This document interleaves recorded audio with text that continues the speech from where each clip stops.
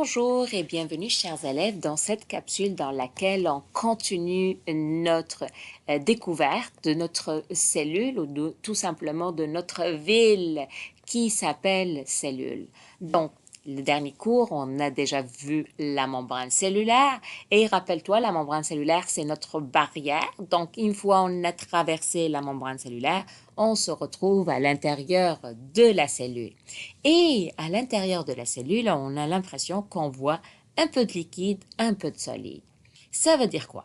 Ça veut dire qu'à l'intérieur de la cellule, on va retrouver ce qu'on appelle le cytoplasme et ce dernier il va être constitué de deux parties. Une partie liquide, plus ou moins liquide, d'accord, sous forme de gelée, donc c'est comme du jello, et une partie solide dont on parle vraiment des organites.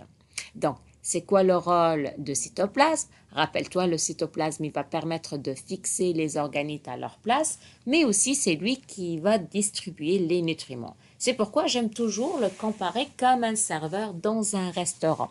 Donc, un serveur dans un restaurant, il va t'attitrer une table, mais aussi il va plus te donner le menu pour que tu puisses choisir et après ça, il va te servir. Deuxième organite, on va retrouver en fait une labyrinthe qui est collée à la membrane nucléaire, c'est-à-dire la membrane qui protège l'ADN. Et cette labyrinthe contient des petits points ici. Cette labyrinthe s'appelle le réticulum endoplasmique rugueux et on va le dire, c'est une usine de fabrication de quoi? Elle va fabriquer quoi? Cette usine, ce sont des protéines. L'acronyme du réticulum endoplasmique rugueux est tout simplement RER. Pourquoi c'est rugueux? Parce qu'on voit ces petits points, ces petites bosses à l'extrémité. C'est quoi ces petits points? Ces petits points, ça s'appelle des ribosomes. Et des ribosomes, c'est quoi? Des ribosomes, encore là, en fait, c'est une forme de protéines. Et ces protéines, c'est quoi leur rôle? Ce sont les ouvriers dans l'usine du réticulum endoplasmique rugueux. C'est eux qui vont fabriquer les protéines. Donc, les ribosomes, voyez, tout d'abord, ils vont recevoir une recette et ils vont suivre cette recette pour former la protéine et ils vont la libérer à l'extérieur. Par la suite, on va retrouver l'appareil de Golgi.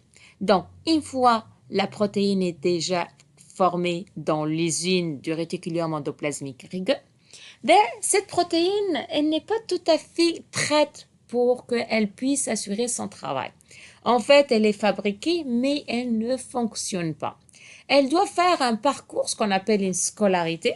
Donc, elle va rentrer dans l'université et dans l'université, elle va avoir son diplôme et ce diplôme va lui permettre d'assurer sa fonction. Et c'est quoi l'université dans la cellule? C'est tout simplement l'appareil de Golgi.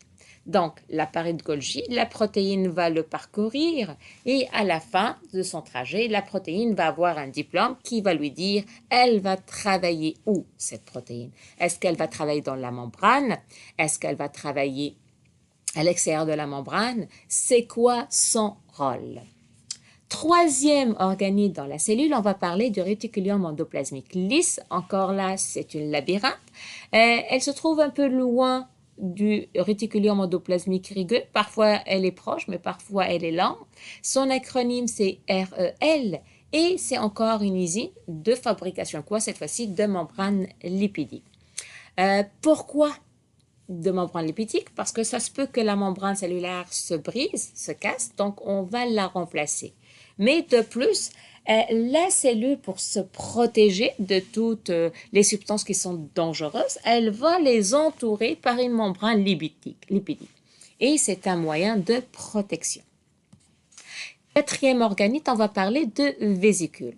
Donc, la cellule pour stocker soit les nutriments, soit les protéines qui sont fonctionnelles, mais ils ne sont pas arrivés à leur endroit au lieu de travail, soit de l'eau, etc. Elle va les stocker dans ce qu'on appelle des sacs comme ça, des petits sacs qu'on appelle des vésicules.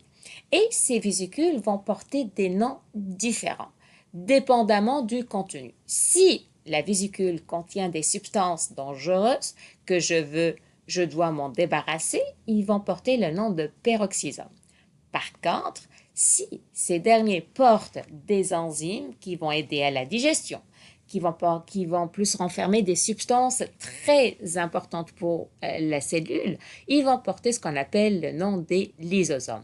Généralement, les lysosomes ils vont être plus associés au mécanisme d'endocytose, donc ils vont être formés après ces deux mécanismes.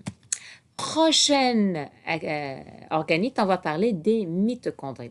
Les mitochondries, généralement, c'est un organite dont le nombre est variable. C'est un organite très particulier parce que lui, il va renfermer de l'ADN et cet ADN, elle est différente de l'ADN qui se trouve de noyau. Et selon les scientifiques, cet ADN, en fait, elle provient de l'ADN maternel. C'est quoi le rôle des mitochondries? Tout d'abord, les mitochondries vont assurer ce qu'on appelle la respiration cellulaire. Et en faisant la respiration cellulaire, ils vont produire de l'énergie. Donc, les mitochondries, c'est Hydro-Québec pour nous. Et pour produire de l'énergie, qu'est-ce qu'elle va faire? Elle va recevoir le glucose et le dioxygène et elle va faire une réaction pour produire de l'ATP, d'accord, et du dioxyde de carbone. Toutefois, les mitochondries assurent d'autres rôles. Parmi les rôles, c'est qu'ils vont intervenir dans ce qu'on appelle l'apoptose. L'apoptose, ça veut dire quoi? Chaque cellule dans notre organisme, elle a une date pour mourir. Par exemple, les cellules de l'intestin, ils ont une durée de vie de 3 jours. Donc, à la fin de leur troisième jour, ils vont commencer à mourir, puis ils vont être remplacés par d'autres cellules.